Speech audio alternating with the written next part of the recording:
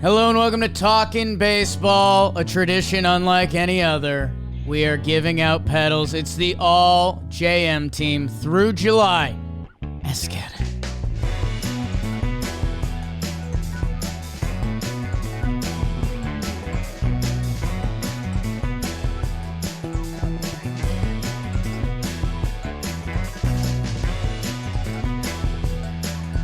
Hello and welcome to Talkin Baseball. It is August the 9th.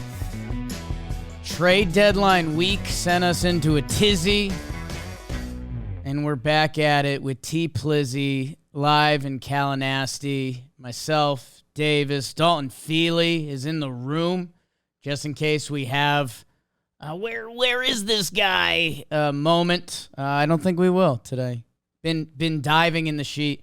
I will say, Trev, we got to dive in nose deep pretty dang quick because normally you expect to look at this and be like, oh, it's August. You know, that's a runaway. That's a runaway. Oh, this one's kind of close. Trev, I think shit's gotten tighter, man. There are a lot of tight battles going on. Sorry, I didn't mean to cuss. I'm sorry. How are you? I'm doing all right. I agree with you. I'm looking at the sheet now. Some guys have really stepped it up. Bobby Witt Jr., my friend. And they've made these races. You're right. I'm not going to use the word tight like you did, but the gaps are getting closer. The gaps of Rohan are getting think closer. At this point in the year, more guys would separate themselves. Love a good gap. How are you, Trev? I'm doing great, Poppy. You know, I'm doing the Twins games pre and post from Magna Condom Studios this week. So I got my stuff in the morning. I get my workout in midday. Then I do my work at night. I'm just a working guy. I'm a grinder. When they send it out to you. Life is good. When they send it out to you, it is like, we're going to Trevor Plouffe live in L.A. Yeah, that's exactly what they say. Yeah. I'm like, okay. The people of Minnesota are like, ooh, Trevor Plouffe lives in L.A. now? I think that I do bring that to like the Twins organization in Minnesota in general. It's like I'm the California guy who like fucks with them. You're the twin sexy cousin. I guess. Yeah, I come into town every once in a while. You know, just stop by to say hi. Shit, Trevor's in town. We should get dressed up today. Let's get into it. Because no joke. Like even some of the close battles that we normally would dive into, AL catcher, NL first base, I think there's a clear winner. But even those, I think we got to hit high and fast because, God.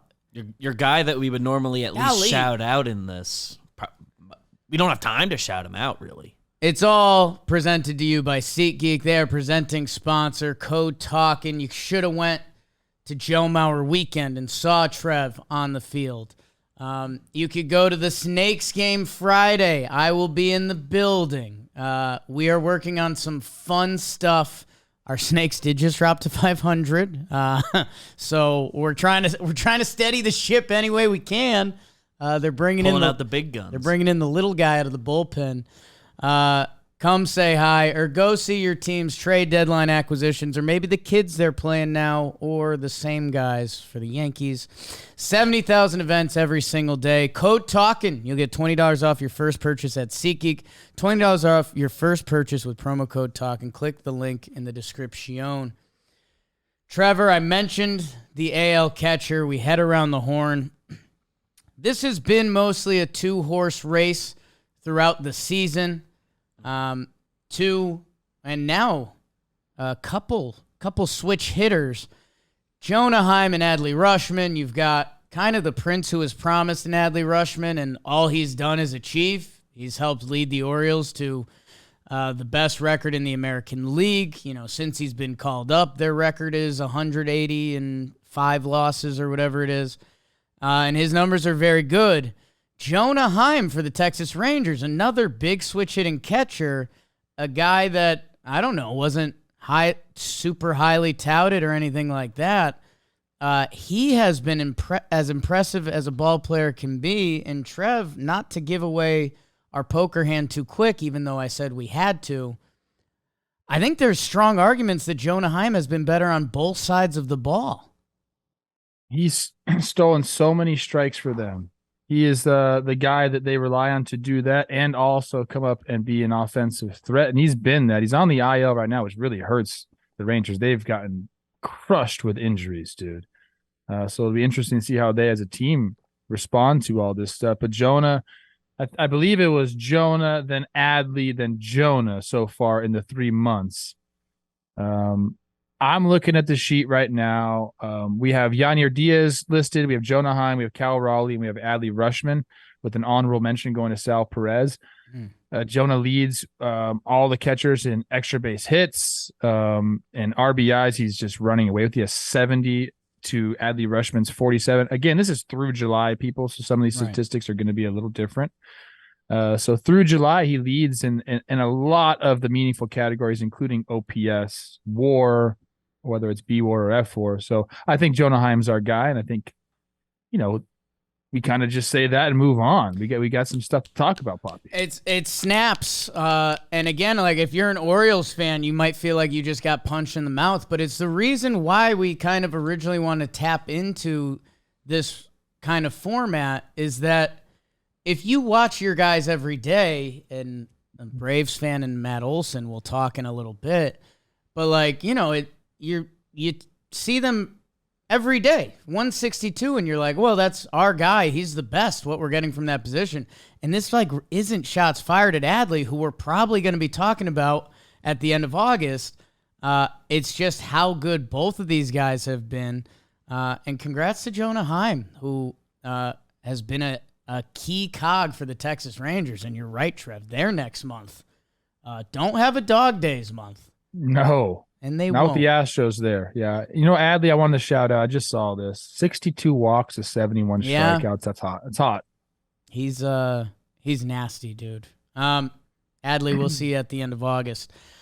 At first base, Trevor, I'll let you tee it up a little bit because I think you wanted to add some stuff to the mix, although I think there's a pick, but please. So Yanni Diaz is won it every single month so far, and we don't take that lightly. The opportunity to have a silver daisy is exclusive. You don't have that too often. So when I'm looking at the numbers here, I think there are a couple guys we need to talk about. Yandy, obviously one of them, Vlad Jr., and also Nate Lowe. I think those are the three guys. We have Josh Naylor listed on here with Tristan Casas as the honorable mention. Tristan's really come on as of late. Overall numbers, I still think it's Yandy.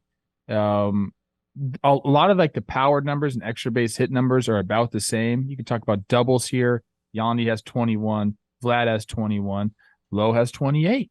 That's nice. Then in homers, Yandy has 14. Vlad 17. Lowe 12.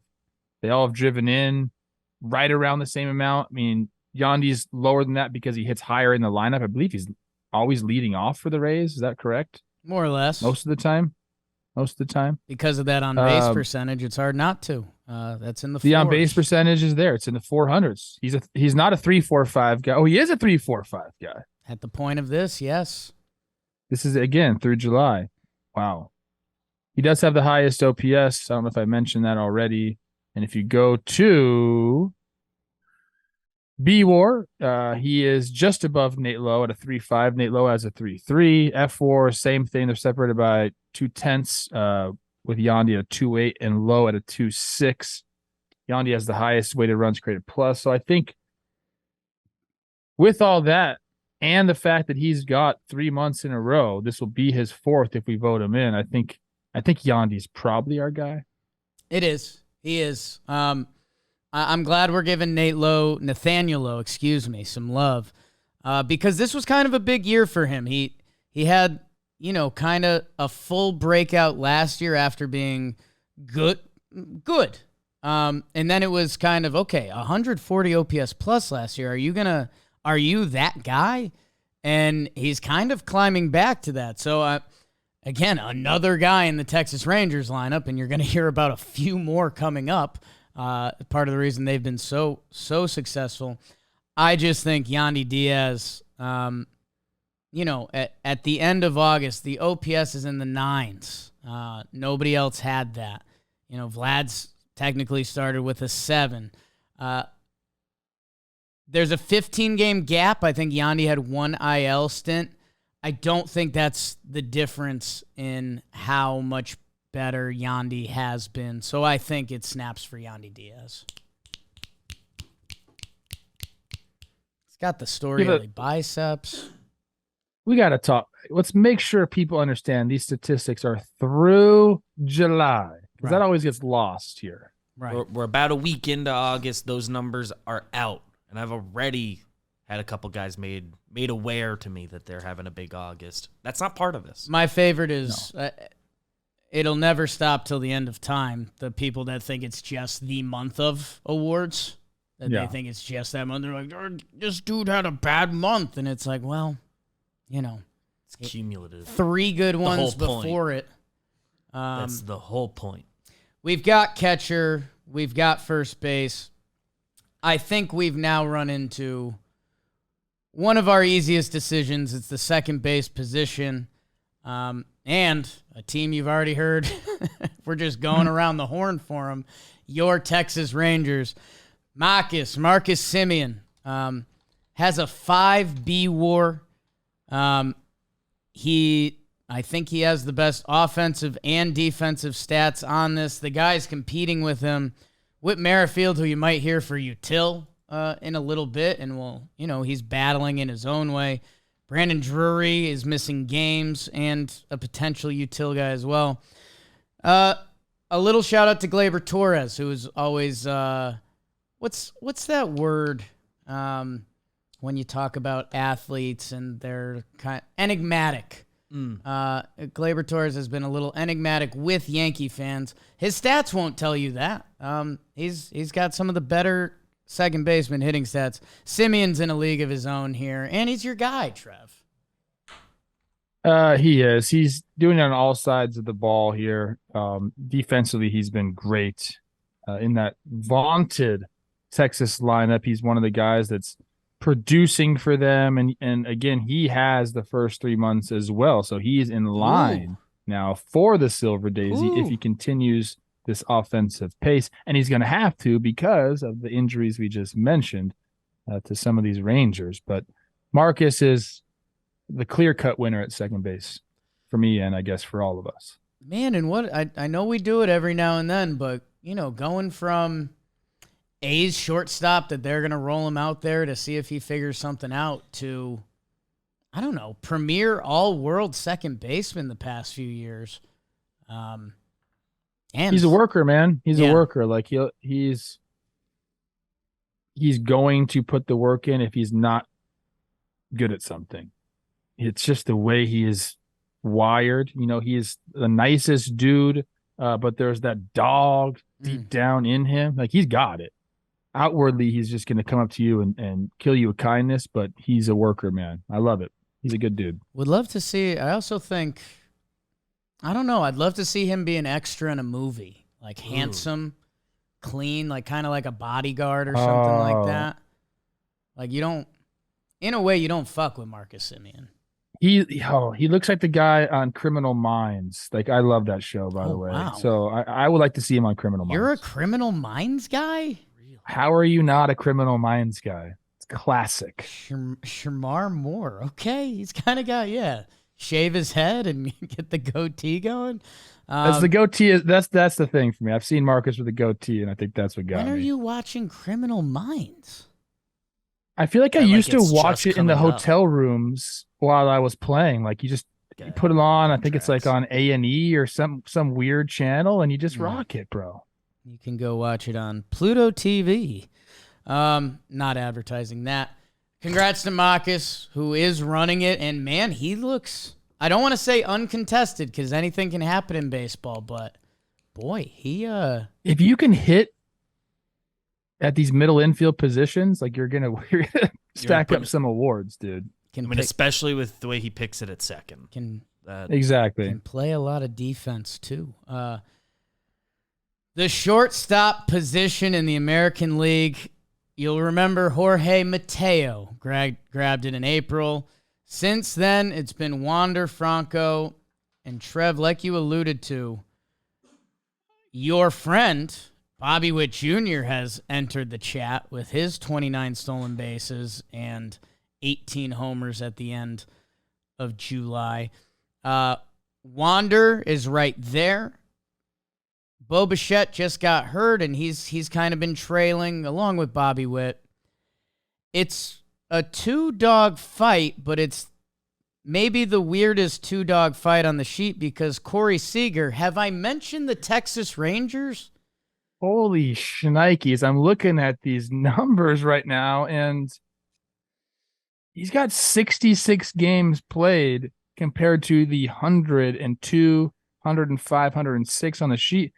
But his counting stats have kept up with these guys.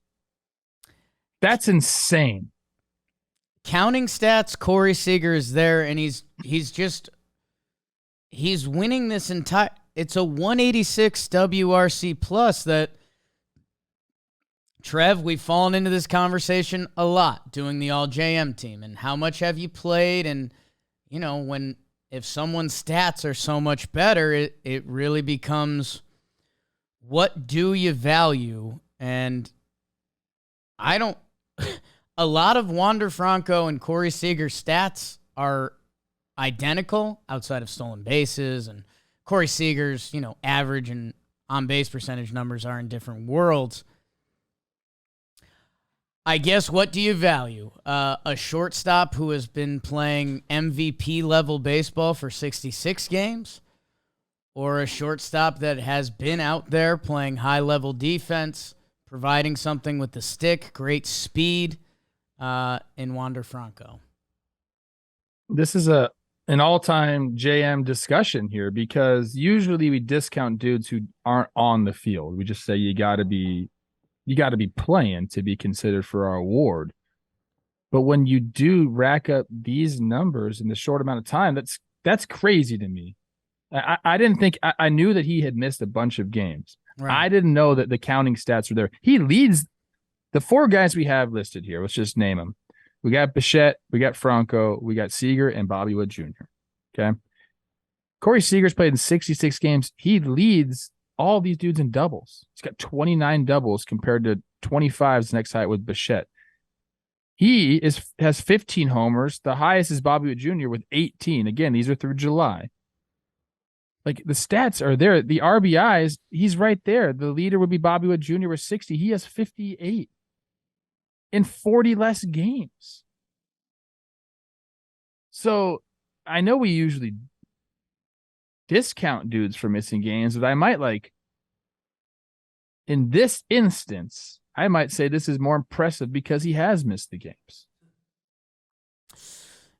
It's tough, man. This almost feels like, when a guy's going for the batting title and he has less games or not the qualified games and they have to chop down his. Yeah.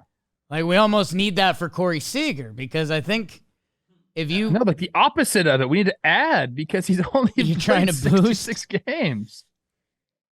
This is crazy, dude. Yeah, that's you open up his baseball reference page and it's kind of a, do we not talk about Corey Seager enough? A guy with a World Series MVP in the bag, guy whose career hitting stats are electric. He's got a 350 average, again, through July. 350 average, a 413 OBP, and a 631 slug. He's one dot in it.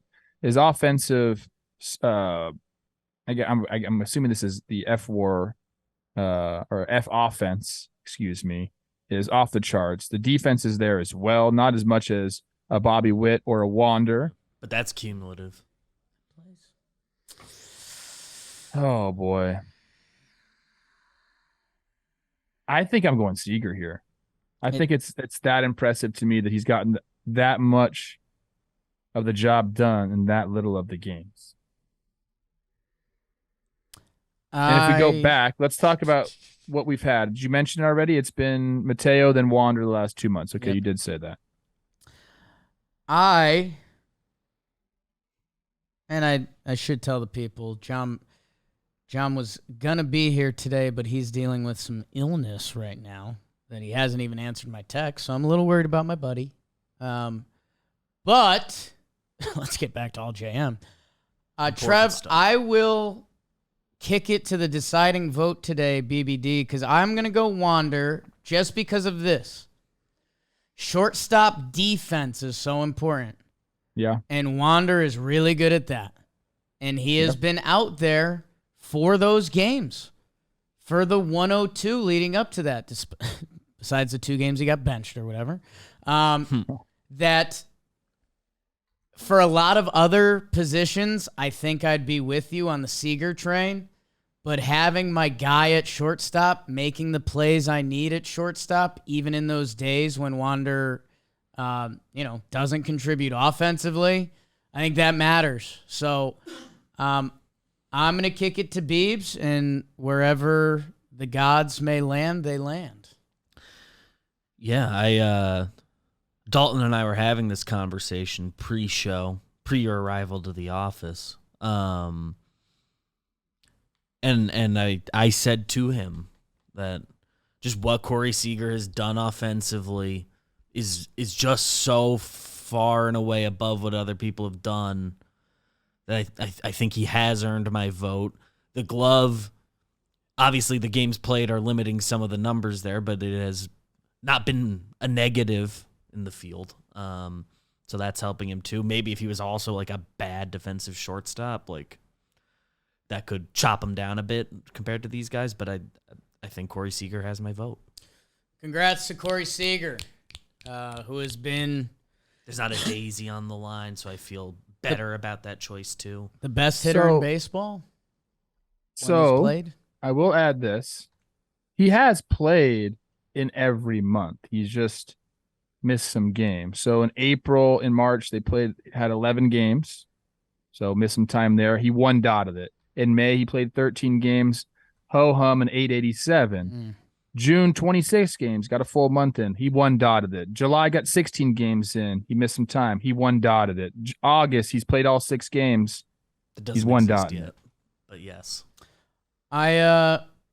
Congrats to Corey Seager. No, I mean, I think we could, if we Wasn't a wrong answer. If we needed to kill sports radio for an hour and a half, we could do that one. But we don't. And we've got to wrap up the infield. Trev, you have a question. Clearly, if you're having someone date your daughter, you pick a shortstop, obviously. I know you said Matt Olson, but you know who she really wants is a shortstop. Which one of these guys listed here is more your speed to enter your family? I mean, me and Wander are kind of two, those Thanksgiving football games would get. She'd see Wander and say, that's like my dad that I too love. much like my dad. Well, daughters end up marrying their dads, so I could see it. Me and Wander, me and Bo are into the same stuff off the field. Corey Seager's probably I don't want to say my last pick, but Bobby Witt Jr. is tough to turn down. He'd treat her He's right. the fast kid. I'd have him change the facial hair. There'd be some jabs at the goatee. Okay, he'd so be who like, are you picking? He'd be like, I hate going over to your dad's place. He always makes fun of my goatee. Give me Wander, baby. Let's go out dancing. Let's have a time. Wander Franco. Wander would be fun. Dating. Son, and you get to call him son. Son? Hey, I know you got Are you from the South now? You got benched this year, and I think it was the right move. I think you're going to learn from that. When did you move to West Texas? Shut up, old man. Me and your daughter are going to the basement. Trev, third base, also not clean. We have some classics here. Devers and Jose Ramirez. These two have been peas in a pod. Your guy, Matt Chapman, is back in the mix in a big way. And then you've heard about the Texas Rangers' entire team. You're hearing about most of the Rays team. Isaac Paredes gets a shout on this list only because he's arguably been the best offensively out of the crew.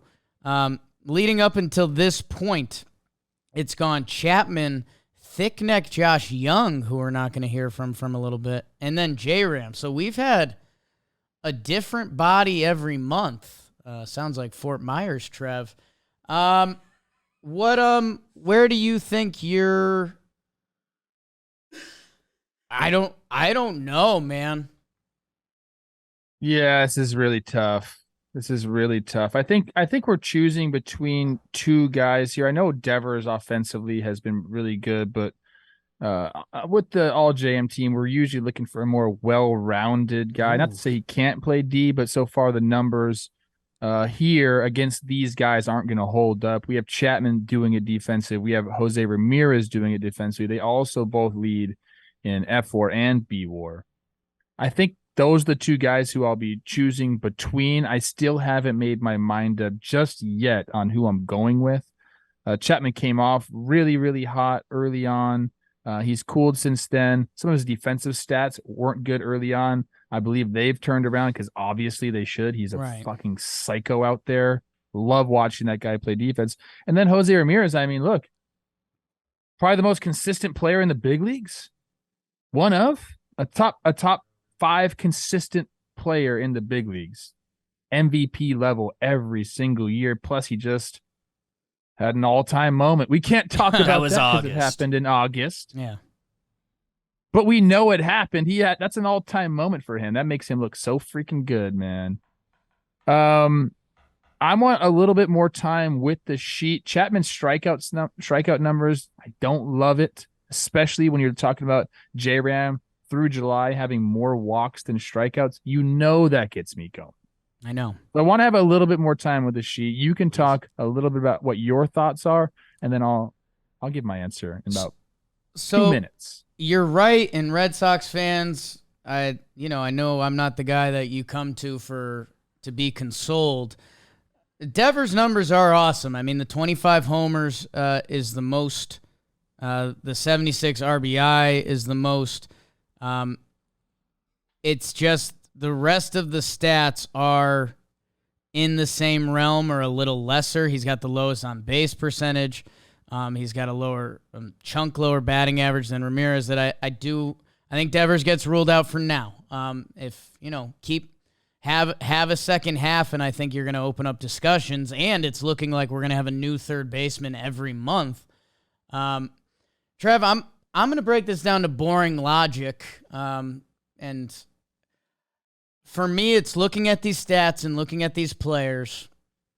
And, basically all JM team is, I don't want to say I think about it assembling a team, but it's what do I want at that position? Do I want the power hitting lefty that's going to give me mediocre defense?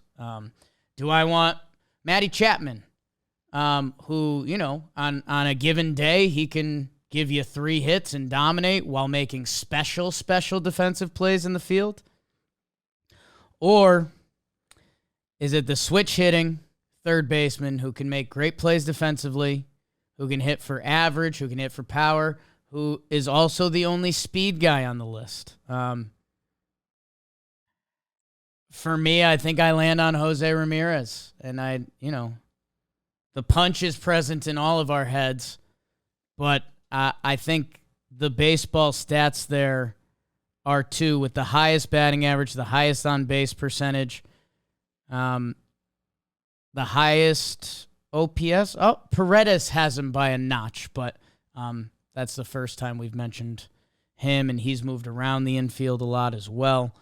That I think I'm Jose Ramirez, and it's I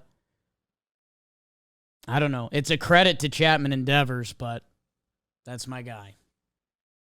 I land Jose as well, and I'm going to say this because I think it's pertinent in these discussions when we're talking offensive numbers. The rest of his team stinks. Ooh, okay.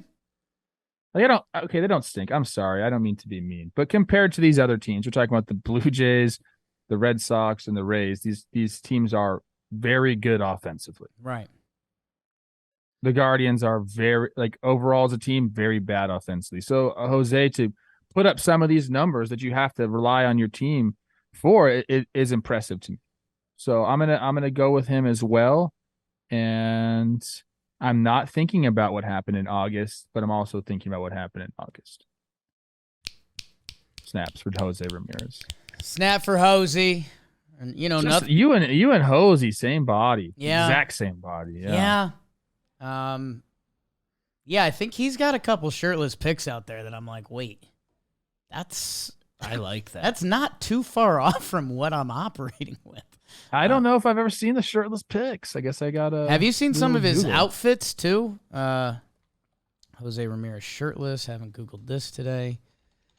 As soon as you type the J in, it comes up.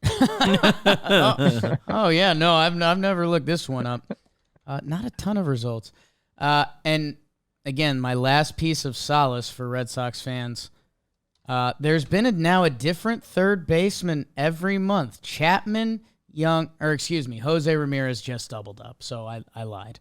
I wouldn't be shocked at all if Devers swoops in at the end to have the final pedal. Or a guy who we didn't mention, a guy like a Gunnar Henderson. Some of these guys that are on the honorable mention list. They're not far off. You love Gunnar. I mean, he's putting together a nice little season. Gunnar, keep going, baby. Let's do the American League outfield. Those that know we need a center fielder, and then we want the other two best outfielders. So sometimes it is the three best. We value the center field defensive position, and luckily, Trev, in the American League, unless you got something up your sleeve I don't know about, a guy that has been incredible pole to pole, and this was a massive season for him, and he has put together a massive season. Speaking of surrounded by a lot of other stuff, Luis Robert Jr. Is having an amazing 2023 campaign. He is. He is going to get our center field vote here, which is important to get out of the way. But yes, he has been on a team that has just been a disaster too. To be able to come every day and to the ballpark and pay attention and have these sorts of results is impressive when you're dealing with a lot of the stuff that the White Sox players have had to deal with, whether that's underperformance, media scrutiny, trading away all the players at the deadline, and now all this stuff that's coming out now about the culture there. And shoot, we don't know what's going on there. Like, I mean, I don't want to speak too much onto it, but I'm just saying a lot of distractions there on the south side. And yeah, he's been really good. He's got 29 homers already. This is through July. 70 runs, 60 ribbies. He's very, very impressive, and he can do it on all sides of the ball. This is why people were talking like, hey, this is the Latin Mike Trout. They said that. Who said that? Somebody prominent said that. Yeah. Who said that, though? Could have been the White Sox. Who knows? Maybe it was the White Sox scouts. Somebody said that, but it's because he's good on all sides of the ball. It was your guy. Yonder Alonso. Wow, Jan. Okay. Yonder. Okay, I can see that now. That makes a lot of sense. Yonder likes to hype the guys up. No doubt. Hey, snaps for Luis Robert. I will say, going back to last month, he was our center fielder. Before that, it was Kiermaier and Mike Trout. Randy Arozarena has been on this outfield list every month, and I'm not sure if he's going to be here this month. Adolis Garcia was there last month. Judge in May. And how about Jared Kelnick's April? How far we've come with this all-JM team. Trevor, I kicked it off with Luis Robert. I have my two guys. I want to see if we're in lockstep on them. Okay, there's a guy who's crushing the ball, who I think is kind of a clear-cut one I have in my mind, and it's Adolis Garcia. I'm with you. We're in lockstep there. Some of the numbers are pretty silly there. I believe he's leading all the guys on our sheet in runs batted in, which yes, he is. Through July, he had 84. Think about that. 84 stakes before July. That is a beautiful thing. And I don't know if it was you and I talking about him or C. Rose and I talking about him. He's pretty much been a 3,100 guy every full season Yeah. that he's had. Like real close. If he didn't do it, it's one homer off or a couple RBIs off. So I think Adolis Garcia is going to do it here. He's doing it defensively as well. He's got that freaking absolute cannon. Pretty good arm too. 7 stolen bases.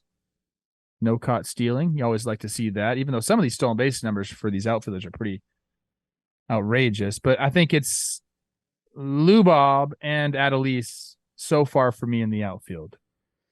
Yeah, I'm with you. I know sometimes counting stats aren't sexy because, hey, that Texas Rangers offense is special, but, Jarren Duran is on this list, and some of his numbers are really nice, and good for you, Jarren Duran. Adolis almost has double the runs, and he has more than double the RBI. Like, at a certain point, counting stats do have to count, because at the end of the year, that's what we're trying to do. And he is the king of counting stats. If you're looking for home runs, if you're looking for runs, if you're looking for RBI, it's Adolis Garcia. So yeah, I had him on the team too. He remains from last month. Another Texas Ranger. My God. Now this last one gets tricky, Trev. I love this guy, so it's not too tricky for me, my selection. And again, I know this will happen in August. What he did last night was special. We are two peas Are we in together? a pod. Yes, dude, because it's insane that this guy's numbers are here.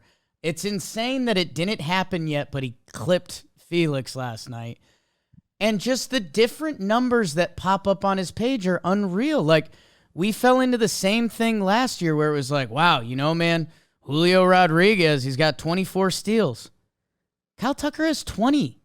Yeah. He also has the highest OPS on this sheet at 890 while playing good defense. The guy is the most casual freak show in the MLB right now. I totally agree. Every time you see him do something, you're like, what the hell? If he's stealing bags, if he's hitting homers, if he's and his defense on here, his Fangraphs defense is a negative, but I feel like every time I see this guy play, he's making a diving catch. He's throwing somebody out with that long ass arm of his. I mean, I don't watch the Astros play day in and day out, so maybe there's some bad route running or something that I don't know about. There's enough like prior years of very good defense that I'm willing to chalk this up to. He's got a Gold sample. Glove, right? Yeah. Yeah. I'm willing to chalk this up to like over less than a year. The defensive numbers can be weird.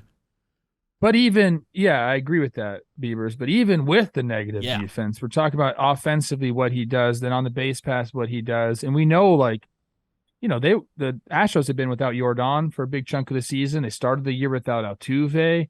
Bregman was really struggling at the beginning of the year. I mean, Kyle Tucker had to bolster that offense, had to put him on the back, dude. And that's a long back, that tall fucking dude. It's a real long back, so a lot of people can ride on it. And he's needed that long back. Now he's got all his guys here. I mean, I just think he's one of my favorite players in the show. So I'm going Kyle Tucker with my last pick here. We had it. We had it, and it's kind of a sick outfield, dude. I mean, imagine Luis Robert, Adolis Garcia, and Kyle Tucker actually out there. Like, you got two righties and a lefty. We're playing defense. We're playing offense. And Kyle Tucker just has this way about him that, Trev, we talked about how much of a freak show Seager's offensive season has been this year. Corey Seager's Fangraph F offense number that my guy Dalt has in here, the only person whose number is higher in the American League, or excuse me, well, it's Corey Seager. Kyle Tucker. Kyle Tucker has arguably been the best offensive player in the American League this season. And he just kind of floats by, and we're like, yeah, looks like Abe Lincoln, and he throws kind of weird because he is a freak. Hey, look at this, dude. Think about this. We're talking about outfielders here. Yeah. This guy, even though he's slugging in the fives, He has. I just lost out. 51 walks and 58 strikeouts. 58 Ks. That's Stephen Kwan, for instance, a guy that we say has legendary bat to ball skills. He didn't swing and miss for the first 1,000 pitches he saw, or whatever the hell it was. He's got 47 walks to 52 strikeouts. Kyle Tucker's on par with the guy that we talk about with incredible bat to ball skills, but he also has juice and can do all sorts of things. I know we already picked him, but snaps for Kyle Tucker, man. Shoot. I got nervous when you guys started talking that it was not Kyle Tucker is the next guy you were going to do. And Randy Arozarena loses a potential silver daisy. Tough. He must have had a tough July, or these other guys are just freaks. Watch out for Julio sneaking up.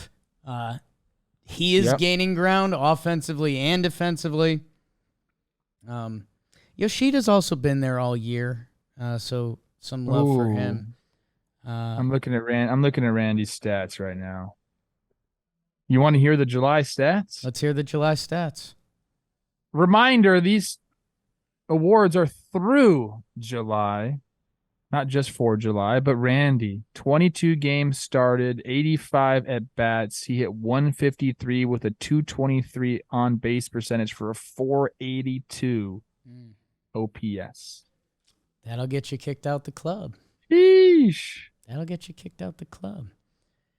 Trevor, I have good news. Instant snaps, and I take away what I just said about Kyle Tucker being the second best hitter in the AL. Yeah, you're crazy. I was going to say. Well, I guess about one guy. I guess he has an argument with Seager, but Shohei Ohtani, 39 home runs at the end of July.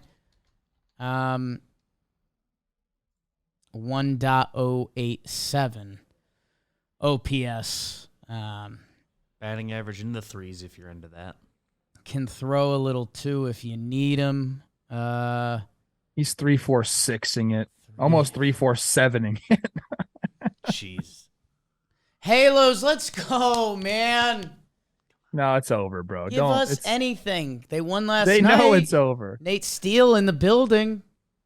This is what I think. I mean, honestly, get the pick for Shohei. You're going to get a nice little draft pick there. But now it's like, let's just get higher up the board, right? I mean, come on. Don't. Congrats to Shohei Ohtani. Just what he wants to hear. He's on the All-JM team yet again. I mean, is anybody going to catch him? I mean, Jordan's one dotting it on the nose through July. He missed some time. If anyone can do it, it's Jordan. But well, we'll see if Brent Rooker can return to form after his April where he won. Don't talk about Brent Rooker like that. What? Don't do that. He had a big April. If Shohei shuts it down right now, August 9th, is he the MVP? Yeah. Yes. Yeah. I think so. Because he pitches too. I thought you were going to say, is he all JMDH? And I was going to say, just don't sleep on Jordan. Jordan's got time to catch that number. If there's one MFer that can match him offensively, it's that freak show. Yeah, he signed. Shohei, are you kidding me, dude? He signed an extension. Trev, the always controversial UTIL position. Guys listed that we've come across already. Drury and Whit Merrifield were mentioned at the second base position. Zeke Duran, who may be the most versatile. And Luke Raley, who we've mentioned during these UTIL segments. And UTIL always gets our most funkiest reaction because it's how UTIL is your UTIL. We had Taylor Walls, we had Zach McKinstry, and then we had Zeke Duran last month. What are your beautiful eyes seeing? I think we always go back to, what is UTIL? I think if you're playing left field, right field, and first base, I don't know if I consider you util. You're more just a corner guy. You're not the most util you could be.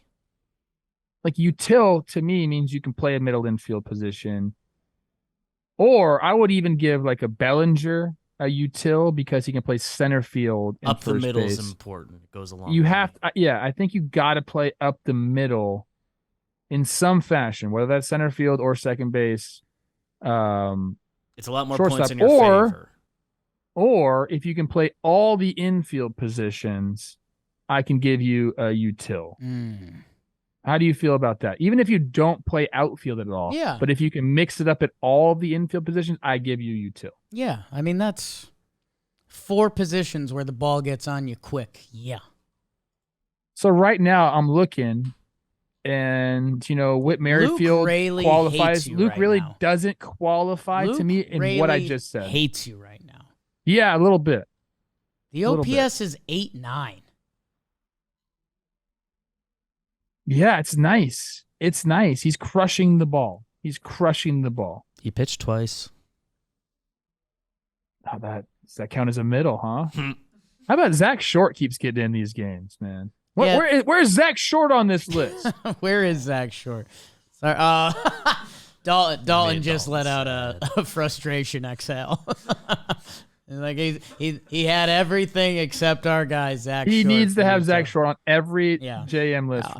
Every year, Zach Short should be. RKF kind of right with him if you want to talk about. Wow. IKF. What a turnaround in Yankees versus Zach Short perception for IKF. So if I'm making him the everyday shortstop. If I'm hearing you correctly, you must be leaning Zeke Duran. Or does Witt second base and corner do enough for you? This is always the toughest one because Witt is stealing all these bases. He does play a middle infield position, so he does qualify. If we're looking at runs batted in, Witt has the most. If we're looking at runs scored, Witt has the most. Whew. But he has the lowest OPS. I think it's between Witt and Zeke. Man, that's a tough one for me. I'll put this out there, and I think it may lead to a decision, but I'm going Luke Raley. I'm sorry. I can hear the middle infield speech or center field, and I get that, but for me that's bonus points. Luke Raley is first base, either corner. And he's giving you an 8.9 OPS. Like, the numbers are crazy. Do you consider Alex Kirilloff a utility player?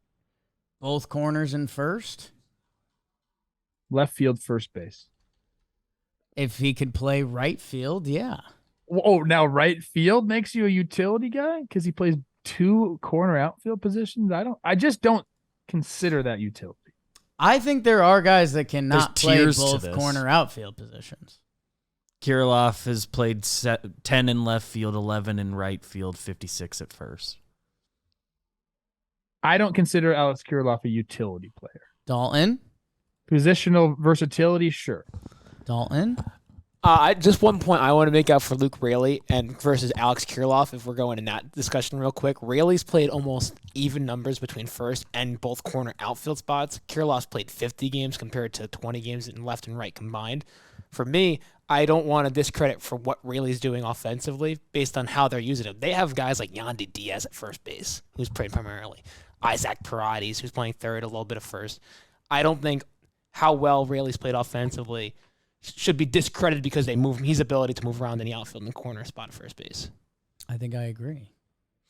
I also believe maybe those statistics are a little off of Kirilloff because they move within the game all the time, first base to outfield. So I don't know if that counts as games started or is that games in general you were looking at there? Well, I was looking at total appearances when I there was a conversation beforehand. Okay. Should they be penalized if they don't start there? Because isn't that part of their versatility? That's what UTIL's about. If you bring someone else into the game that goes and plays another position and that you move, that should be bonus points for you. That's 100. I'm not taking away. Right. These guys are moving around. They have positional versatility. My definition of utility player is a little bit different, and I'm okay with you choosing fine. Luke Raley. Yeah, It's not everyone can do first base and outfield, but way more guys can do that It's true. than play middle position. It's true. So if there is someone close, I will always probably lean towards a guy that's in the middle of the diamond. Okay. And I think that's right, Trev. I am picking up everything you're putting down as far as up the middle ability with the util. That's more util than just first base, corner, outfield stuff, but that doesn't mean the other guys aren't being util guys at all. I will pick Whit Merrifield for my choice here. Because I think it's close enough, and I value that positional, the middle positions. So Beavers. Wow. Floor is yours. My pure vote, I think I would have still gone Zeke Duran, but I'm tie-breaking between those two. Wow, and Luke Raley's swiping bags, too. I think I lean Luke Raley between those two. Congratulations. That's got to be his first pedal. How about Luke, MF, and Rayleigh, dude? God. Man, there's something so funny to the fact, we talk about organizations and where you're drafted. Little Dodgers Rays for Luke Rayleigh. That's sounds a lot better than going, A's White Sox. Oh. Liam Hendricks. Congrats. Marcus Simeon. Congrats to Luke Rayleigh, who has been absolutely balling this year and deserves the credit. Kendall Graveman. Hot. Trev, the AL pitcher, and then we got to crank some NL because we have been cooking today, and you should be outside grilling, cooking. Summer's here, and you should be wearing your Shady Rays. And Trev, the people at Shady Rays have heard us and they listened. You may know me and Jimmy have our own signature pair of glasses. Whoops. Sorry about you. And part of the problem, Shady Rays was rolling out that crazy deal, right? But our glasses weren't a part of that. So what they did is they made a new deal. JM30 will get you 30% off the custom Jimmy and Jake collab shades. I am obviously as biased as someone can get. My shades are sick. There is a slight green tint to them that you can barely see. They look all black, kind of Men in Black. When you get in high and tight, you're like, ooh. Little Jake Sucks on there, the signature, the frog. Jimmy, you got a couple pinstripes on the back end there, comma, a breakdown. His are also sick. I'm a little biased towards mine. And again, you will get 30% off with code JM30. And if you say, screw them, I'm a Trev guy, I'm a BBD guy, I'm a Dalton Feely guy, they still have their code Talkin for 50% off 2+ pairs of premium polarized shades. So Shady Rays is rolling it out for you. It's August. Get yourself some sunnies. Click the link in the description. Trev, you raised your hand. Best deal in the biz. This is a message to Shady Rays. If you want your company to explode more than it already has, let me design a pair of shades as well. Okay. Thank you. We can work on that. Trev, the AL pitcher, I'm just going to tell you, and I think people know with how I feel about the Yankees currently that there's not bias. I see the most innings pitched. I see the lowest ERA. I'm a pretty simple fella sometimes. Garrett Cole has been awesome. He is my vote for the AL pitcher. Oh, my goodness. You just went out quick. I mean, it's not like he's running away with everything. He's good. Like, there's a lot of people that are close to him, too. You're not even going to think about these other guys? I've thought about it. Or also 55 in and haven't done NL, so that's kind of why I delivered it that way. Oh, we can stay here all day, Poppy. Okay. All day. Yeah.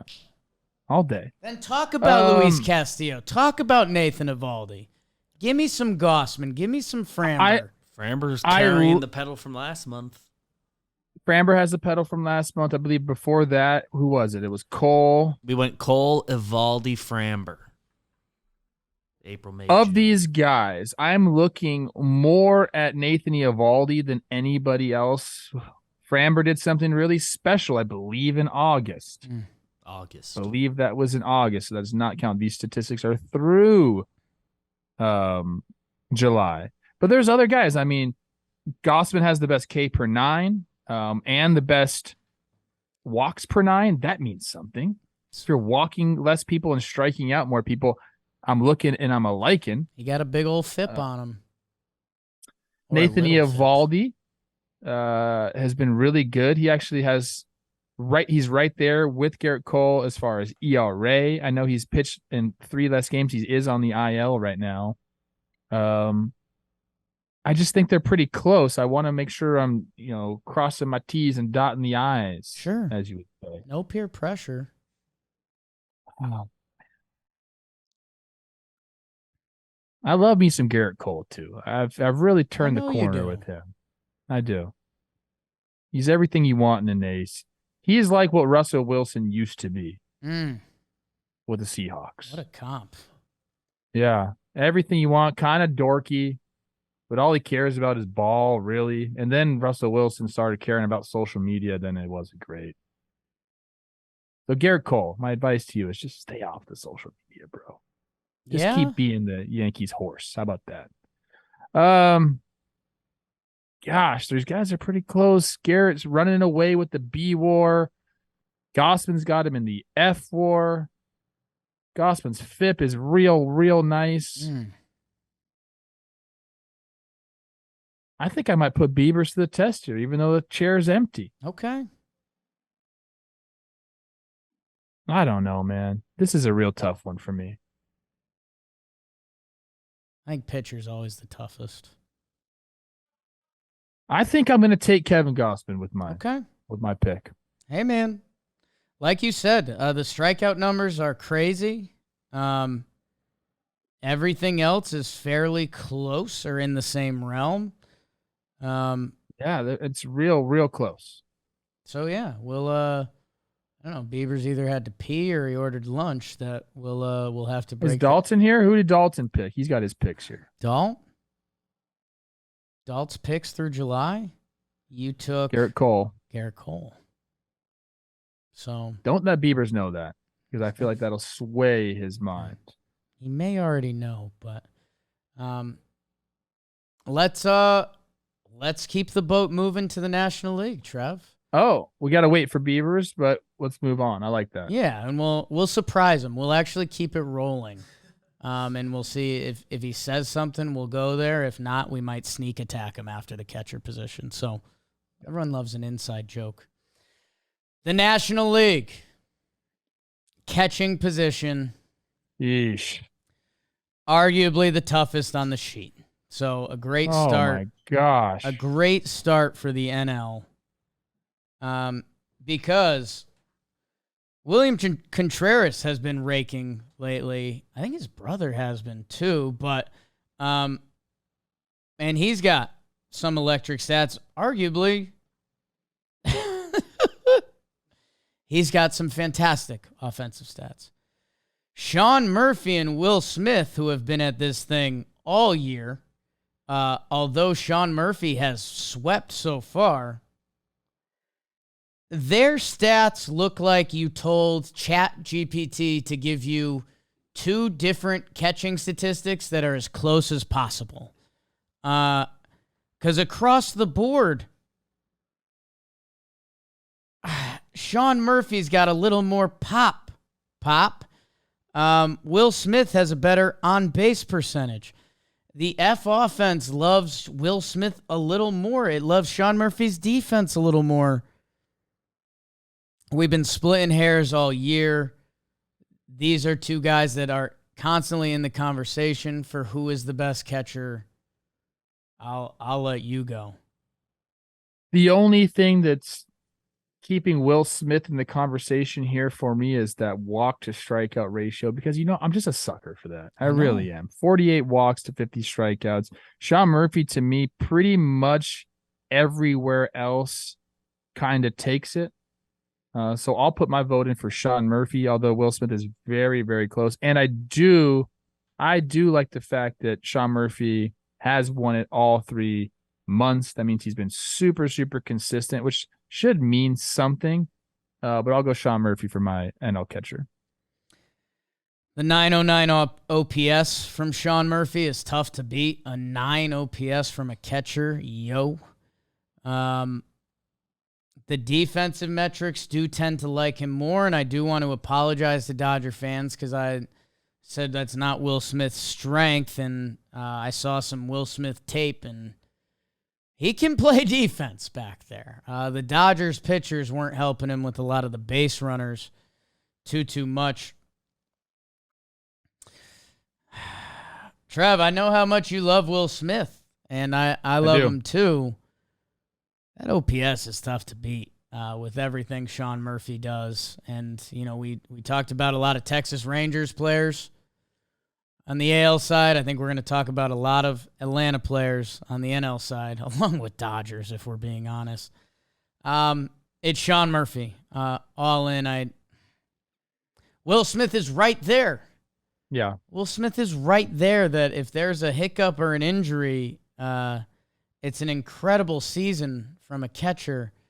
And how about William Contreras? You know, people were worried about his defense, but the Brewers have a little defensive catching clinic going on at their facility. And you might see his brother in the mix. And, hey, how about Francisco Alvarez making the sheet, I think, for the first time with his slugging in the fives. But a congrats and snaps to Sean Murphy as we kick off the National League.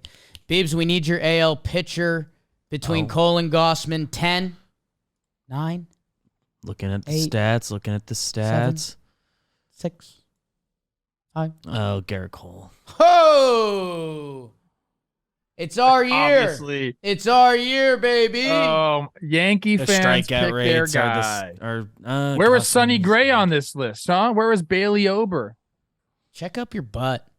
Dalton almost more innings, threw up when you said substantially lower ERA. that. Dalton had simple Cole math. too. Yeah, because he is always around you guys. Bailey Ober's the Don't. guy. The nightmare.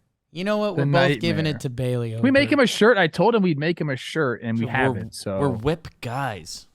Bailey Ober Cole's shirts? got him in whip. have you Flying met off Bailey the shelf. Ober? He would fuck you up. He would fuck me up. He would fuck me up. Don't give him a hug. He's 6'9". You know where your face would be. Right in there. I got a sneeze coming. Congrats to Sean Murphy. Chasing You're a disgusting. daisy. Hey, you got to be conscious of that stuff when you're down here, man. This is, I referenced it at the start of the show. It's probably the most fucked up guy who won't be on the list. Because he's dating my daughter. Yeah, it's tough for you, huh? He's on pace for a casual 50 bones this year. And the guy who's going to get it is a guy that he'll be compared to forever for transactional reasons. Trev, I'll let you see what you can dig up for Maddie because that homer number is gaudy. Freddie Freeman's the best hitter in baseball. Dude, this is way closer than you're making it seem. I am. You're right. You're right, but that's because I felt like I teed it up before. This is close. I don't know, Trev. Talk me into it. Okay, I mean the on-base percentage for Freddie, that's going to be there all the time. It's a very sexy number. A 409 OBP gets me, no doubt about it. But look at the slug. Who's winning there? It's Maddie. Maddie Storiali is winning there. Yeah. Okay, 36 Jimmy Jacks through July, 89. We were just oohing and awing about Adolis Garcia's 84 runs batted in through July. Not sure if that's the right number, but 89 through July. It's big. If you're talking about extra base hits, Freddie Freeman's got him by 1. But that's mostly doubles. That's why the slugging is higher for Matt Olson. The runs are very similar. Freddie's got 89 compared to Olson's 80. Olson has more walks. He strikes out a little bit more. The walk percentage is higher for Matt Olson, which is crazy to me. I guess it's just because Freddie just gets more hits. That's where the on-base percentage is going crazy. I'm not so sure it's a runaway for Freddie. Now, do I think Freddie might have him just a little bit? Yeah, but you're making it seem like it's a runaway, and I'm just not so sure. I'm very curious why the WAR is so different. I think it has to do with the base running.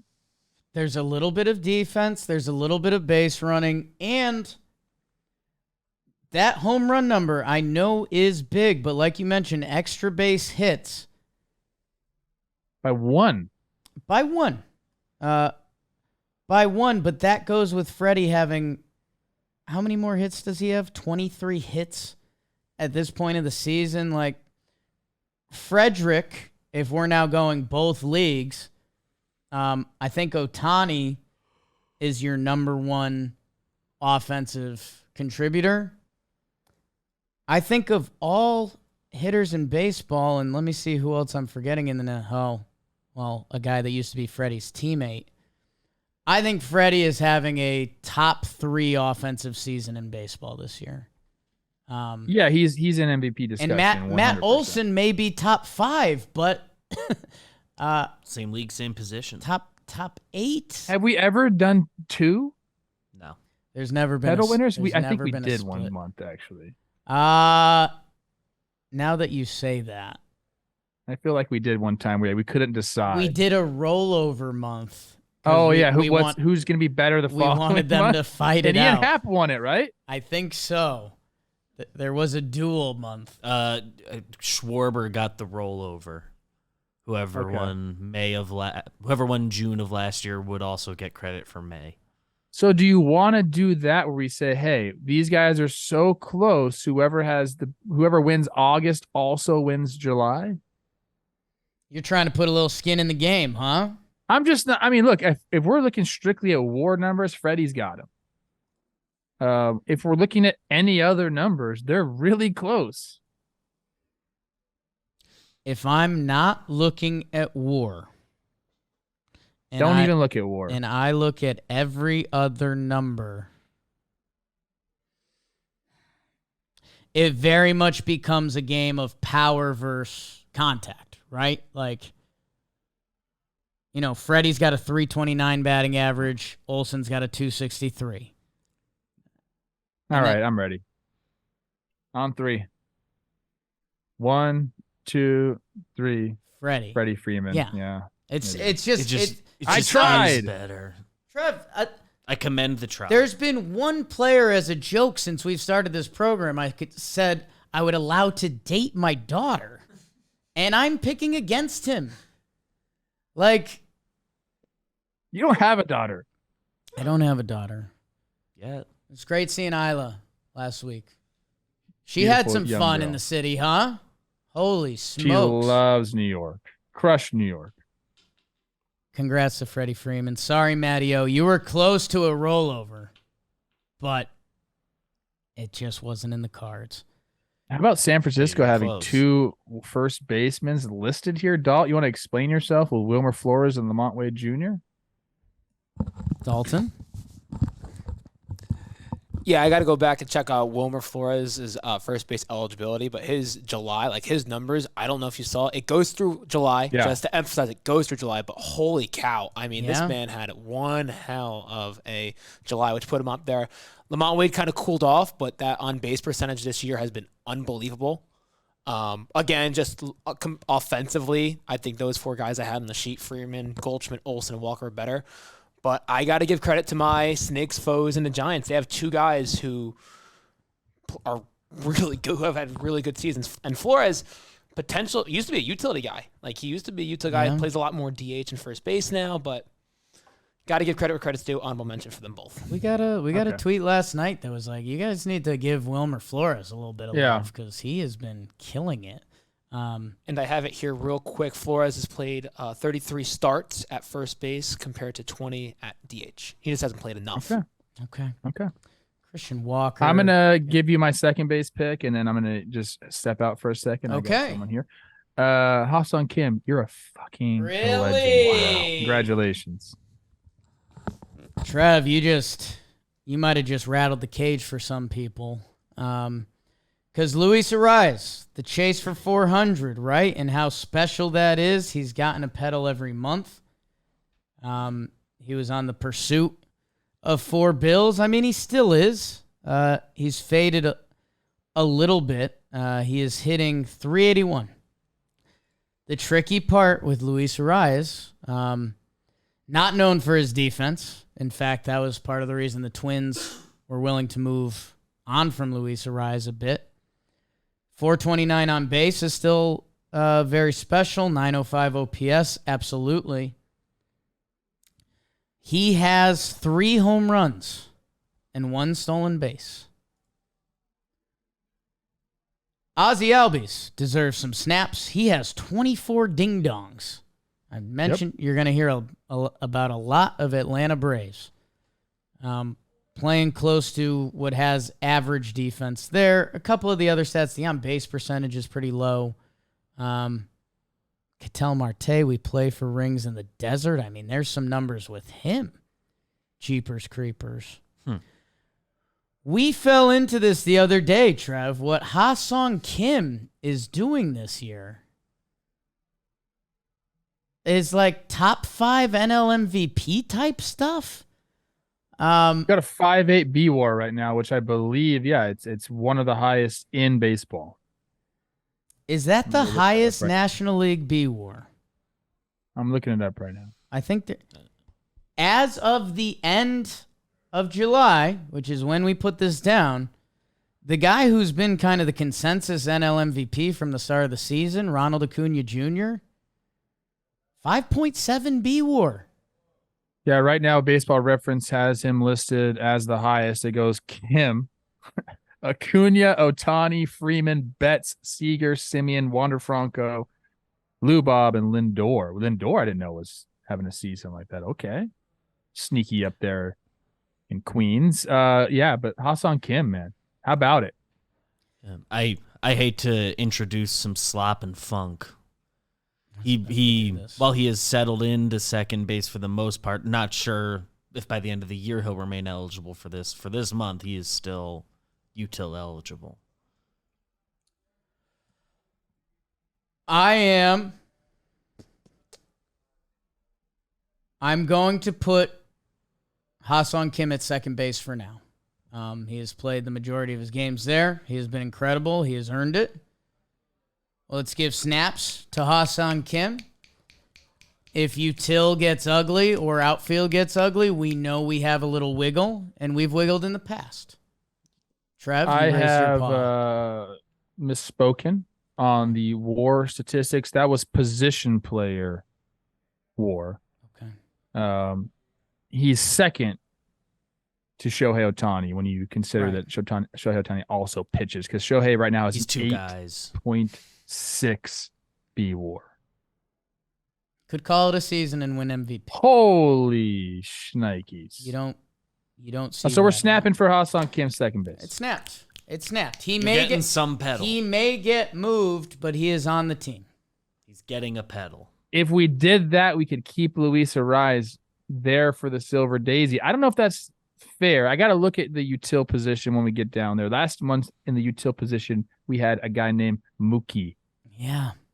I Still know. He might eligible go there. back. He might just Still do that eligible in the again. outfield. The National League shortstop position, I was a little surprised. Perdomo's been hanging around all year with some fun stats, but he's drifted back a little bit. He had platoon stuff early on. Matty McClain is sneaking into the mix with some very impressive numbers this year. I do believe this is a 2-horse race, and one of the horses, this went Bogart, Swanson so far, and Dansby, who has been playing great lately, although I think a chunk of that is August. And with the Cubs' rise, I thought this was going to be a Dansby runaway. Contraire, mon frère. Frankie Lindor, who has been fighting with Dansby in a lot of NL shortstops conversations, has a lot to bring to the table I didn't realize how much pop he was playing with this year. 21 homers, 23 doubles. Those are the most between any of the shortstops I just mentioned. With the most stolen bases as well. He gets hurt with batting average, but that's about it, Trev. Well, he's also posted pretty much every single day, and the batting average might be a product of his batting average of balls in play. It's been low all year up until July. It was 265 in April. It was 231 in May and 233 in June. I don't know what his career BABIP is, but I'm assuming it's around the 300 mark or even a little bit higher. So you can expect him to get that average up a little bit as the season goes on. He's done that over the last, like I said, July, it was 307. And then August so far it's been 455. So it's coming back. So his average will be there. And yeah, I was surprised. I knew he started out just kind of like not great, but the last couple months he's been pretty good. So yeah, this is an interesting one for me. I mean, I see Dansby kind of doing it and him kind of being like one of the faces of a resurgent Cub team. I mean, he comes in, signs the free agent deal. That means something to me. Like, we all thought the Cubs were going to sell, but having a guy that is at shortstop, is steady on both sides of the ball, and even, I mean, better than steady on both sides of the ball. I think that's got to be in the discussion here. So this is a difficult one for me. Even though Lindor's running away with some of the WAR stuff, I need some more time here. Are you leaning somewhere? I am. I'm leaning Lindor. It's tough because I often find myself being a Dansby defender because, again, like, you know, he was the last shortstop in that class. People are wondering when his defense is going to fall off because of the arm strength. He comes back and he's gone Gadzooks again, but the Gadzooks, I think, is kind of in August. And I don't want to discredit what Frankie Lindor is doing because it's crazy impressive. And I mean, the counting stats again, 65 runs, 65 RBI for Lindor, 48 and 45 for Dansby. He's got him in homers. He's got him in steals. But if there's anyone that can pick it with Dansby Swanson, it's Lindor. So, like, I'm trying to be as neutral as possible. And I think when I'm being as neutral as possible, my pick goes to Francisco Lindor. I just opened up a whole new can of worms here. Don't go down the Matt McClain wormhole. Yeah, it's not his fault that the Reds didn't have him up. Was he hurt at the beginning of the season? I don't believe he was hurt. No. He's just sitting in AAA, just like, oh, this is where you belong. Go work on your defense, kid. One of those situations. No, he wasn't ready. Because, dude, I mean, I know some of the counting stats don't favor him, but, you know, the percentages do. He's got a higher on base percentage than both Dansby and Lindor. He's got a higher slugging percentage than both of them by far. His OPS is much better than them by far. He's the guy with the 894 through July. He plays defense too. He's got some bags. I don't know, man. Maybe we hold off on him this month because he doesn't have enough games played, but you can't really hold that against him that his team just didn't call him up. He's probably been the better player. I can't hold it against him. It's not his fault. It's part of this award. I can't hold it against the other players either. Listen, he's been the better shortstop. The reason he's not getting it can be the team's fault. But I'm voting Matt McClain. I'm voting Matt McClain. I know the Reds have, dropped down a little bit. They had that super, super hot streak, but he's been playing. This guy's been a huge part. He's been playing a lot of second base recently as well. Yeah, they've been moving guys. Well, they have Well, four they have shortstops. all the infielders. They want to try them all out everywhere. End of August, Matt McClain's played 52 games at shortstop. It compared to what at second base? 17. Still considered. I mean, he's got a 3-1 WAR just in those. I don't know, man. I'm going McClain. I think when he's been on the field, and now we're talking about 300 ABs. So it's not a tiny little sample size. Since he's been up in the big leagues, he's been better than these guys. That's fine. That's fine. I'm choosing Matt McClain. BBD, you need to pick between Matt McClain and Francisco Lindor. Yeah, McClain, for me, the number of games and plate appearances, while not his fault, does matter. Lindor has played so much. I mean, that might be my tiebreaker between him and Dansby, is that he's played 13 more games and it's about 50 more plate appearances. Just they're close. Those two, their walk and K rates are almost identical. That's nuts. McClain's walk and K rates are less where you want to be compared to them. Young guy, I think that'll correct it over the next few years, but I think Lindor has my vote. I was gonna say McClain could go into UTIL, but he don't want that smoke. I don't think he wants that. I don't think he wants that yet. Hey, Trev. Congrats to Francisco Lindor. I am glad you gave Matt McClain the love he deserves. He deserves the love. Because can we put that on the sheet that I gave Matt McClain some love? Because I feel like we're gonna be all the Reds fans. What about McClain?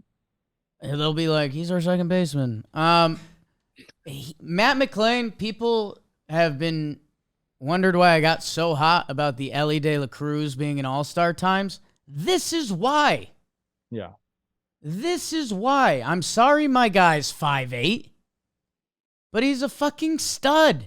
And I'm sorry his name's Matt McClain and not Ellie De La Cruz, but Ellie De La Cruz is like the fastest, coolest ball player ever. So, hey, I understand. What if his name was like Matty McSnakes or something like that? There's snakes all over the ballpark in Cincinnati. People are bringing real snakes to the ballpark. It's a conversation. It's a conversation. Maybe you should change it. It's a conversation for another time. He's one of those mix that doesn't have the extra C. It's just that's been kind of that's honestly been negative points for me being Mick Lane and not McClain. McLean. I keep typing the wrong thing when I try to Google. Yeah, me too. Exactly. I do MCCL, and it's like, no, it's just with the capital L. Okay, so we just need Matt McClain to change his name. Yeah, it can be McSnakes if you want. Congrats, Frankie. Trev, I have horrible news. Third base is tougher, I believe. Third base is tougher, I believe, than what we just ran through. Nolan Arenado. You heard of him. Jeimer Candelario gets traded within the same league. So his stats continue to roll on impressively. By the way, his hot start with the Cubs is all August. And it may not matter. He has the highest WAR on both sides. Manny Machado has begun to go again. You're familiar with him, and you also know he is young, he is thick, he is Austin Riley. Trev, in the previous months, it has been Muncie Jeimer, as everyone predicted. Where are you at? I have no idea. This one is really, really close. And there's some really, really good ball players on here. I love third base, man. If you just go by OPS, we have Nolan leading the way at 836. Jeimer right behind him at 823. Austin Riley right behind him at 834. Manny bringing up the rear at 789. So we're pretty close there. Slugging the same. They're all right around 500. OBP the same. They're all around 330, 340. There's not a lot that's separating these guys. Defensively, it's been Manny, according to F Defense, which I think is new to the sheet this year. Or this month, excuse me. We know Manny can – all these guys can play defense. All of them can. Yeah. I do not have a lean right now. Even in stolen bases, no one's really doing anything. I mean, Candelario's got 6. He leads the way. Machado's got 3. He's the second behind Tim. RBI, I think there's a little bit of separation there. 77 for Arenado. Next is 64 for Austin Riley. If you're just looking at everything overall, I'm probably leaning Arenado. The extra base hits between him and Candelario are really close. 42 for Arenado, 46 for Candelario, but Arenado leads in homers. I think my pick as of right now is Nolan Arenado, unless you can change my mind. I don't know if I can change your mind because it's rail thin. I think my lean, because he's leading in hit by pitches. No, I think if you wash this sheet and there was no names, I think in my heart of hearts, I would pick Jamer Candelario. He's been the second best defensive third baseman by these metrics. The guy would be the first in defense would be last place offensively of these numbers. He's arguably second place offensively. I think there's even a first place argument that I'm going Jamer. At one of the bigger name recognition positions on the sheet. And I think if that's out, I'm Jamer Candelario. So that's where I'm going. Is Nolan your final vote? Yeah, you didn't convince me enough. I mean, I like both these guys. It is very close. So I guess we'll let Beavers decide. All of these guys, strikeout walk rates have been a little bit of a tiebreaker, at least in me and Trev's head, I think. And they're all in a very similar area. Man, it is really tight.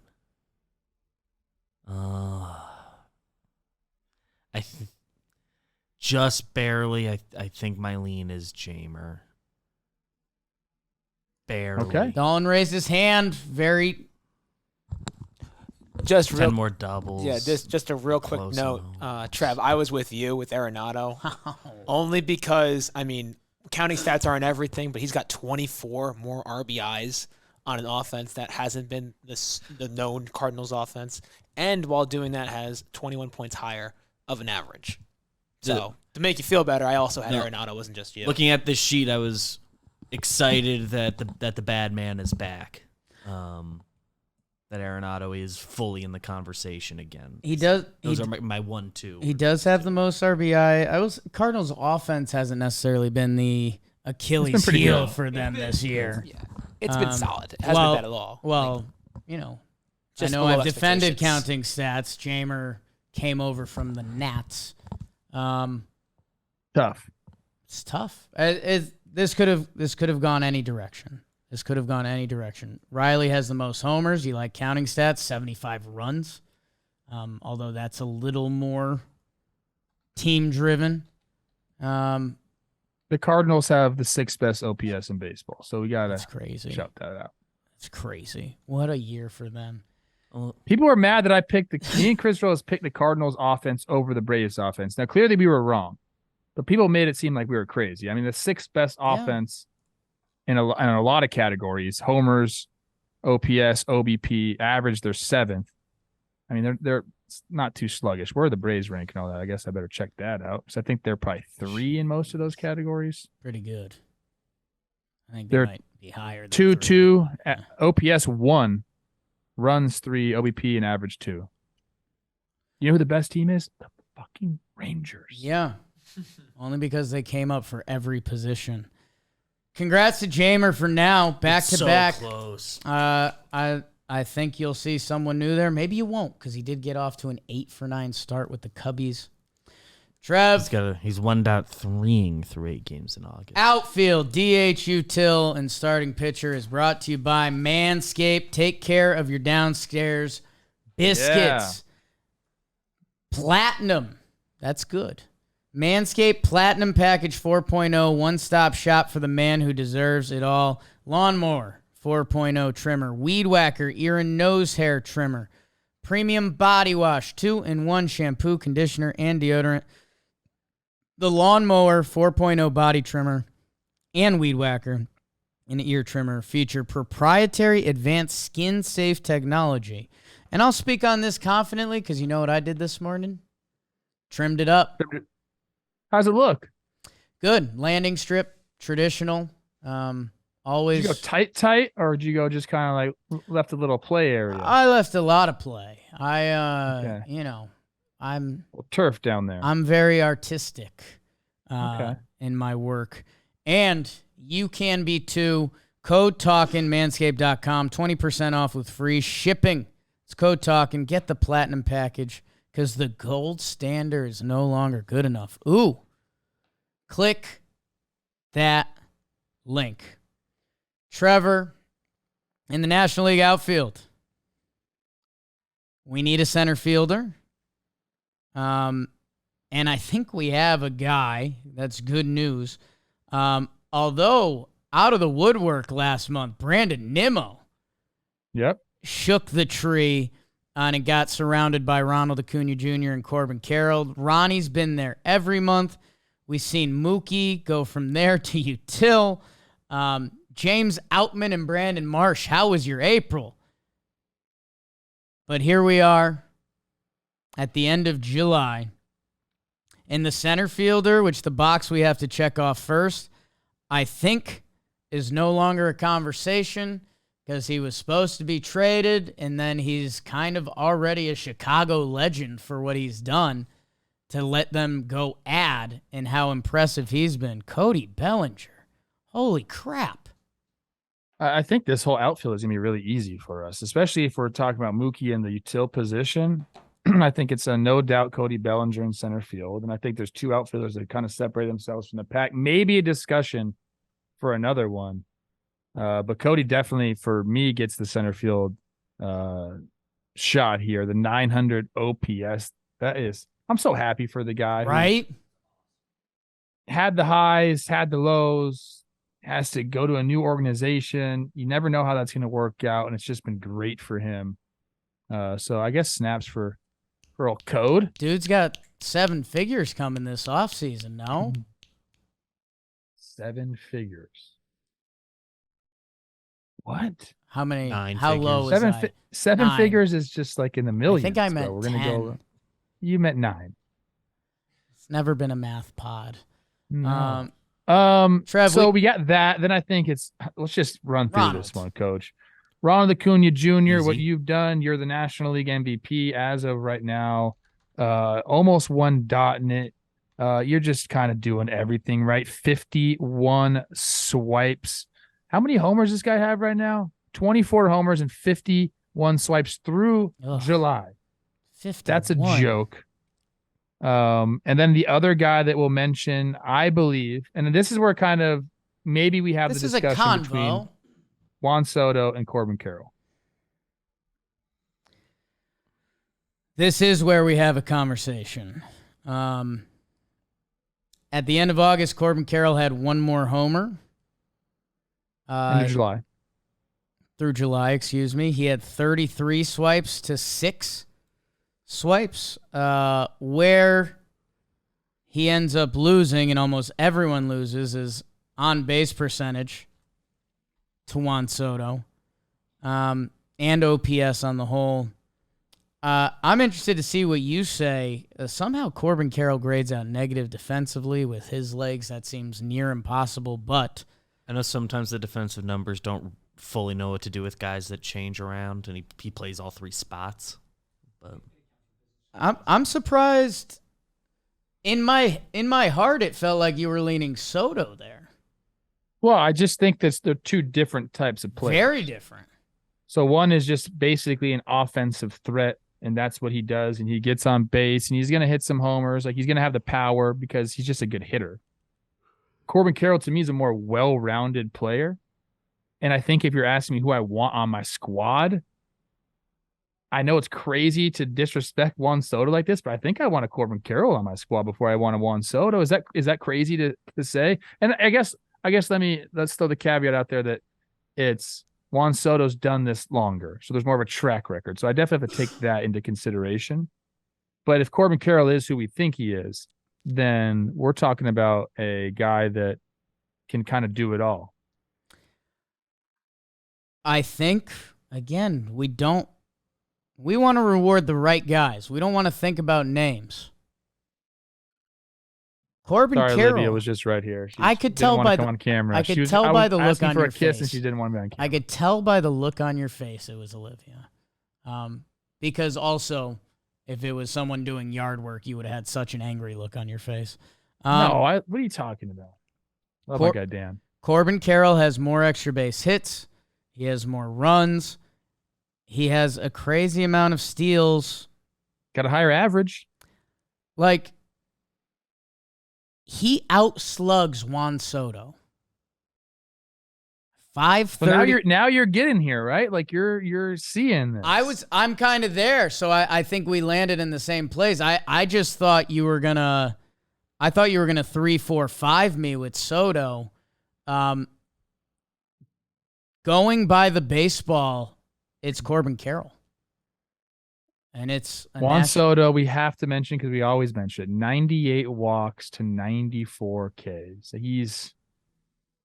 That's something different. And he's had a great year. He's got his stock back up, which is nice. I don't know if it's $440 million back up, which is what he turned down, right? Is that the right number? That was thrown out at one point. Yeah, I think the Nats extension offer. I think so.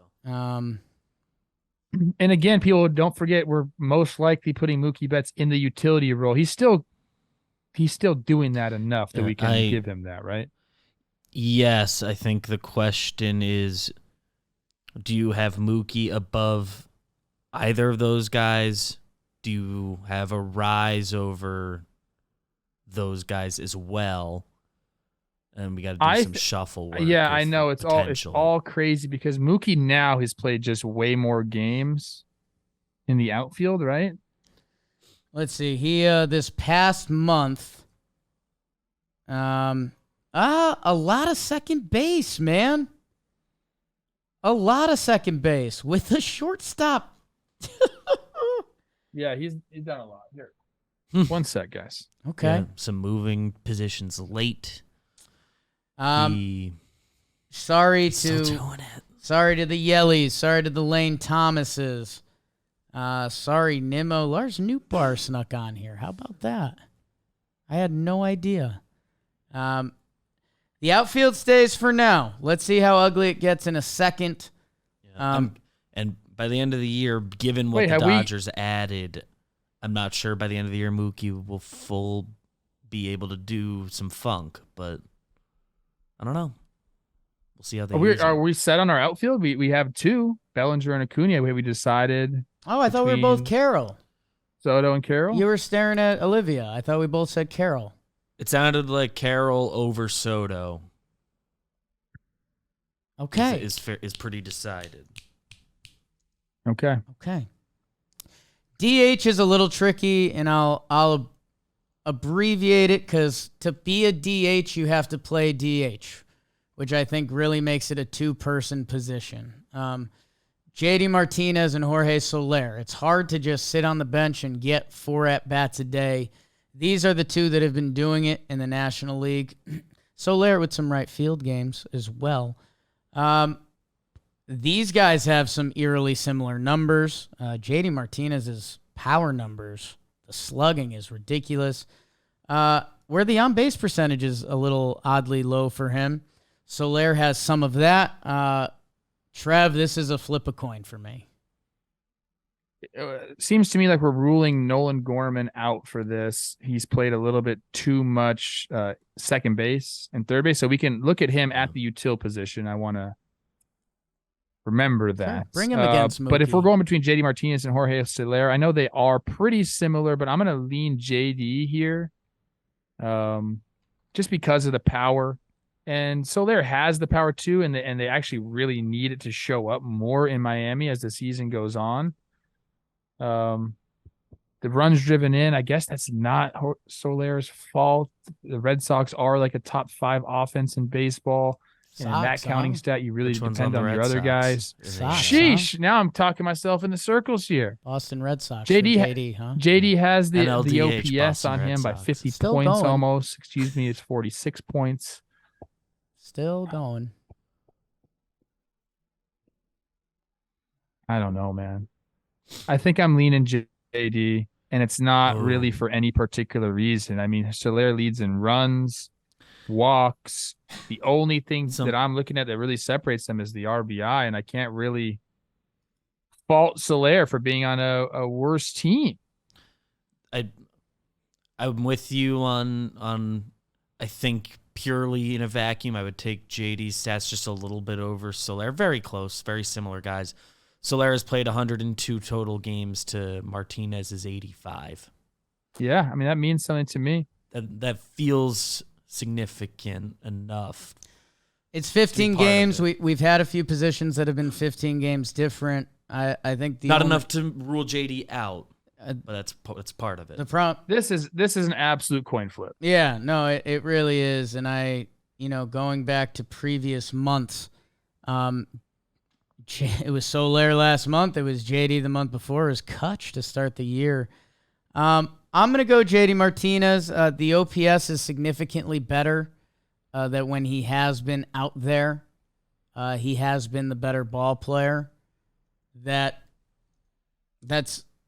the most I can decipher between these two. You just went JD. I went JD. I'm going Soler. So Biebers, you're up. Biebs? How much do I value those 15 more games? Done. I think it's JD. Congrats to Red Sox. JD Martinez. Who got it last? They've been trading since May. It was JD, Soler, JD. The McCutcheon. WAR overall is the same. Yeah, before that, but the last 3 months. Give it to McCutcheon again. Re-enter the conversation. He's an honorable mention. Congrats to JD Martinez. UTIL, where we currently have Mookie Betts penned in. Tommy Edman and Nolan Gorman from the top ropes for St. Louis, although they're on a different page than Mookie Betts.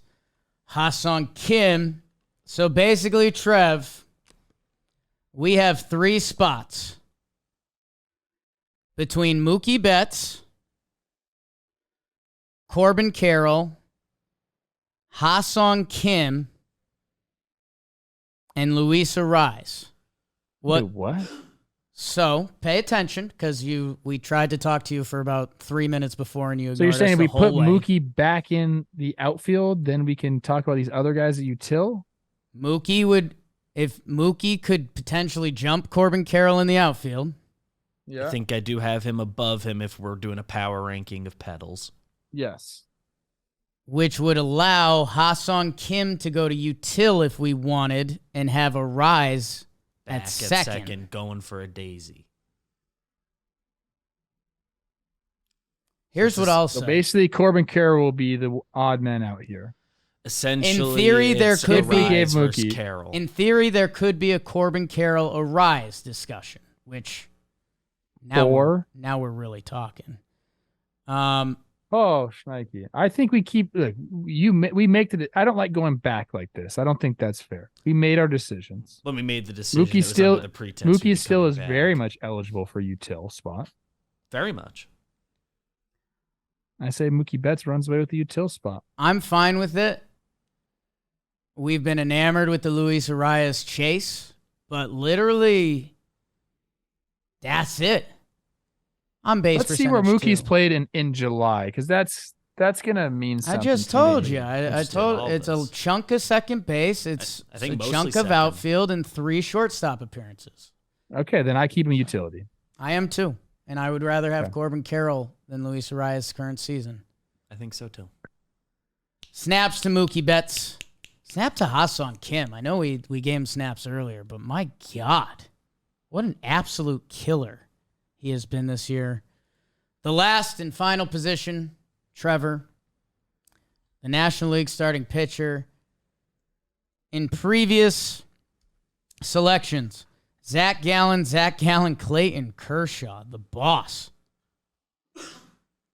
A force has awakened in San Diego with Blake Snell.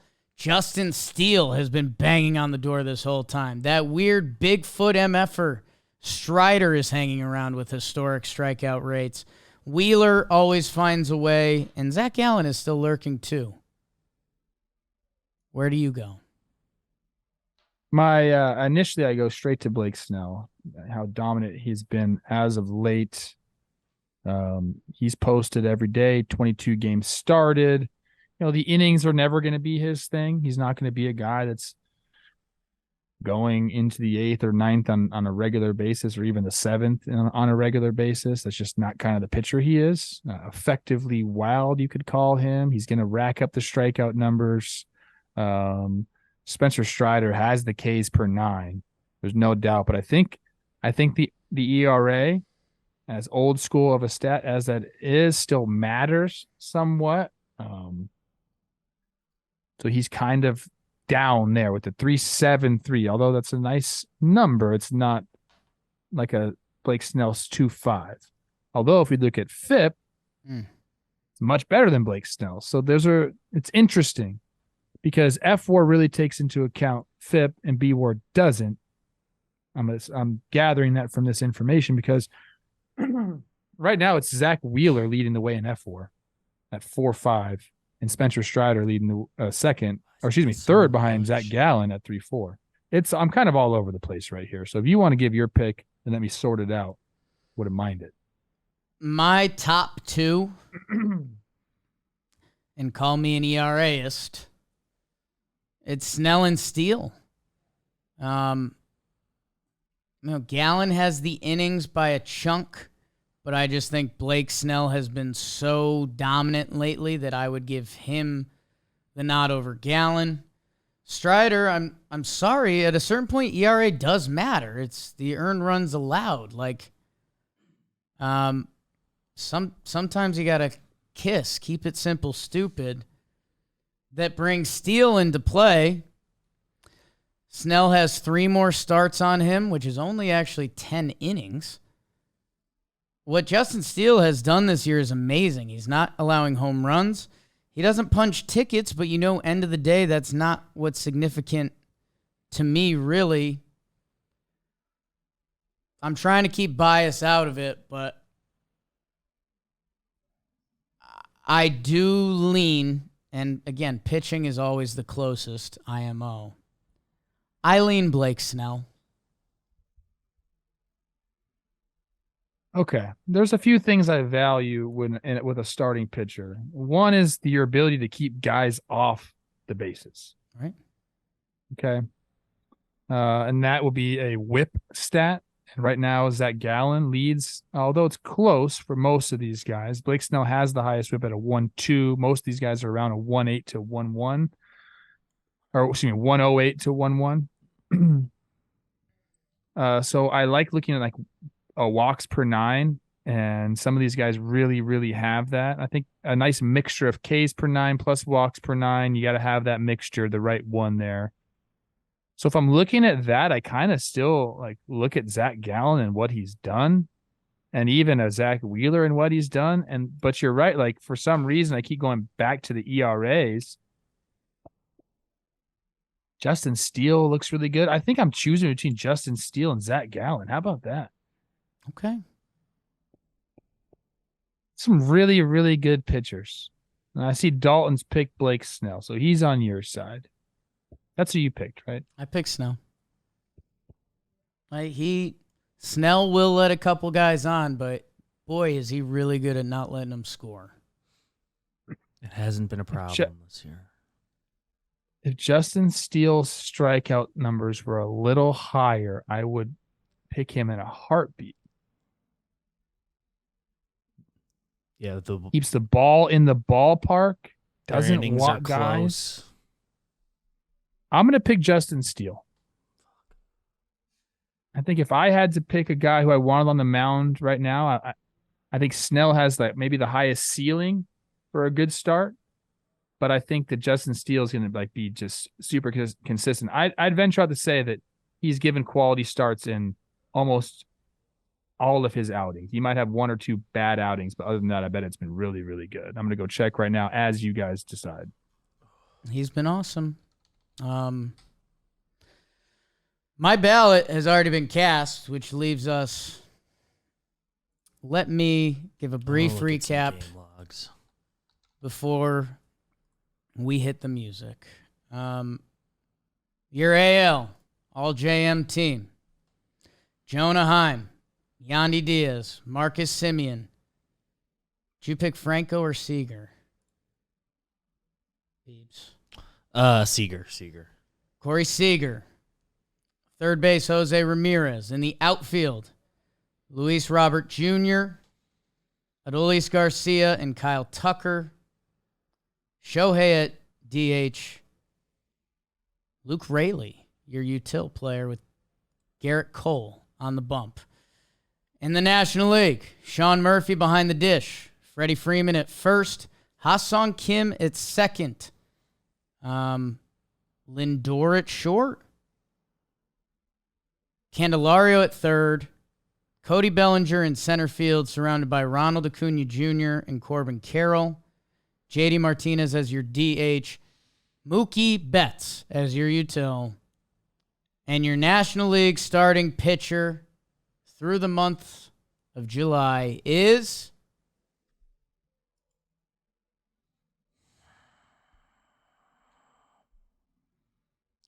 I think Justin Steele. Justin Steele, congratulations.